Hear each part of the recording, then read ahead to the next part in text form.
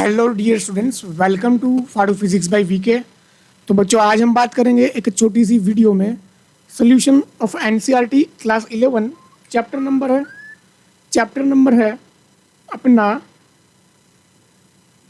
2, question number 2.4 है ना। तो क्वेश्चन में क्या बोला है, एक्सप्लेन द स्टेटमेंट क्लियरली।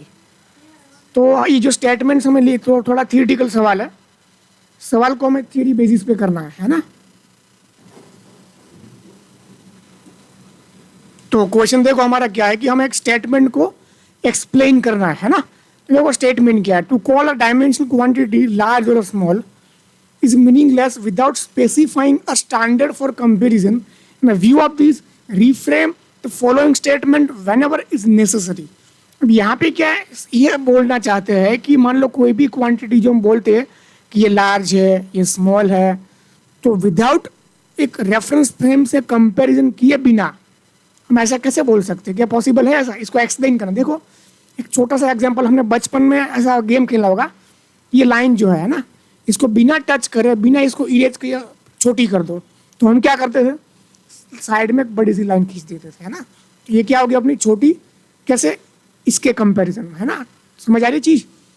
तो ये लाइन जो है छोटी होगी इसके कम, मतलब यहाँ पे जो है छोटा बड़ा कहना एक कंपैरिजन का मामला है, किससे आप कंपेयर कर रहे हो, ठीक है।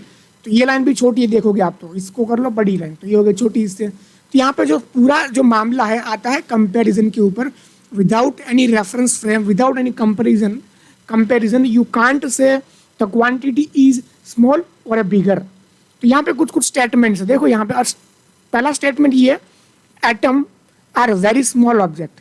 अब देखो एटम्स तो बहुत ही स्मॉल ऑब्जेक्ट्स है।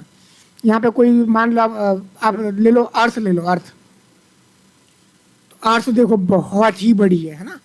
तो इसके कंपेयर में देखोगे एटम्स, तो एटम बहुत ही छोटा है, इतू सा, ये तो मैंने ठीक है ड्रॉ करा, इससे भी बहुत छोटा होता है एटम।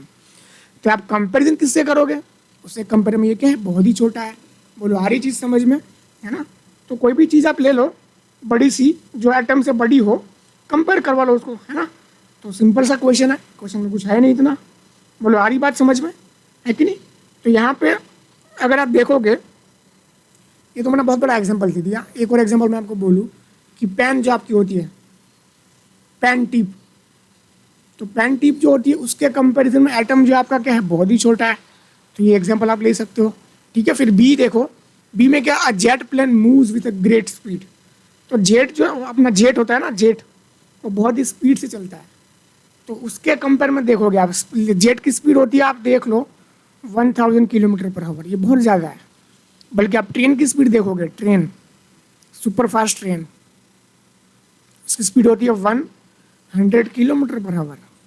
तो देखो ये 10 गुना ज़्यादा है इसके कंपेयर में, है ना। तो यहाँ पे हमने क्या करा कि एक छोटी सी जिसकी स्पीड स्लो है उसको कंपेयर करा जेट से, तो उसके कंपेयर में क्या होगी, जेट की स्पीड ज़्यादा हो गई। तो यहाँ पे कह सकते हैं, मतलब सीखना ये है कि जो भी चीज़ हम बोल रहे हैं छोटी बड़ी है, तो उसके पीछे क्या हम एक रेफरेंस फ्रेम से कंपेयर कर रहे हैं। तो यहाँ पे अपने रेफरेंस फ्रेम कौन होगी, ट्रेन हो गई, है ना। ट्रेन की स्पीड क्या होगी, छोटी सी है जेट के कंपैरिजन में। अब आप सी के ऊपर, तो the mass of Jupiter is very large. तो जुपिटर का मास जो है बहुत ही ज़्यादा है। तो यहाँ पे देखोगे अर्थ के साथ अगर हम कंपेयर करते हैं, अर्थ के साथ अगर हम कंपेयर करते हैं, तो earth mass is very small compare to Jupiter, है ना। इसलिए क्या हमारी अर्थ क्या हो गई, यहाँ पे एक रेफरेंस फ्रेम जिससे हम कंपेयर कर रहे हैं जुपिटर से। बोलो आ रही बात समझ में। अब proton is much smaller then a electron. अब प्रोटॉन देखोगे आप, अब यहाँ पे देखोगे तो प्रोटॉन का मास जो आता है 10⁻⁻27 kg, और इलेक्ट्रॉन की बात करूँ, मास ऑफ हो गया प्रोटॉन, और इलेक्ट्रॉन की बात करूँ मैं, तो ये आ गया 10⁻30 kg के अराउंड। तो ये चीज़ क्या है, ये क्वांटिटी क्या बड़ी है कंपैरिजन टू ये, है ना। तो यहाँ पे क्या हमने कंपैरिजन करा है इलेक्ट्रॉन से। तो इलेक्ट्रॉन जो है काफ़ी हल्का है कंपेयरिंग टू प्रोटॉन, ठीक है। अब एफ पॉइंट जो आपका है, एफ पॉइंट जो आपका है, the speed of sound is much smaller than the speed of light.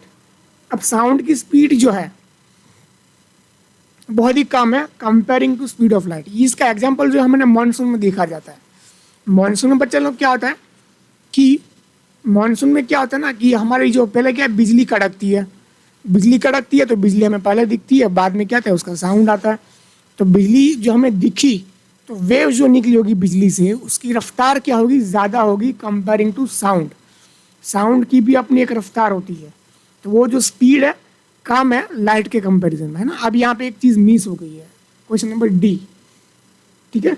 तो क्वेश्चन नंबर डी जो है, तो इसने ये बोला है कि the air inside this room contains large number of molecules. तो एयर में जितने मॉलिक्यूल्स होते हैं वो लार्ज होते हैं, है ना। नंबर ऑफ मॉलिक्यूल्स क्या होते हैं, लार्ज होते हैं। तो ये जो हमें इसको कंपेयर हमें करना है, तो यहाँ पे देखो number of molecules in air contain in a room is very large compare to number of moles in one mole. तो अगर हम 1 मोल की बात करें तो 1 मोल में मान लो जितने एटम्स होते हैं, है ना, वो 6.02 टू 20 पावर 23। तो ये वाला एटम जो बहुत ही स्मॉल है कंपेयरिंग टू बहुत ही बड़ा रूम है, ठीक है। तो उसके कंपेरिजन में ये क्या है, बहुत ही छोटी चीज़ है। तो यहाँ पे 1 मोल में आप कंपेयर करोगे 1 मोल पे, तो 1 मोल में जितने आइटम्स होंगे सीधी सी चीज़ें ज़्यादा ही होंगे 1 रूम में। हाँ, तो कंपेरिजन किससे कर रहे हो, 1 मोल से। 1 मोल में छोटे होते, कम होते, और एक रूम में क्या होते, बहुत ही ज़्यादा। बोलो आई बात समझ में। तो मिलते हैं नेक्स्ट वीडियो में, इसको करता हूँ मैं एंड, ठीक है।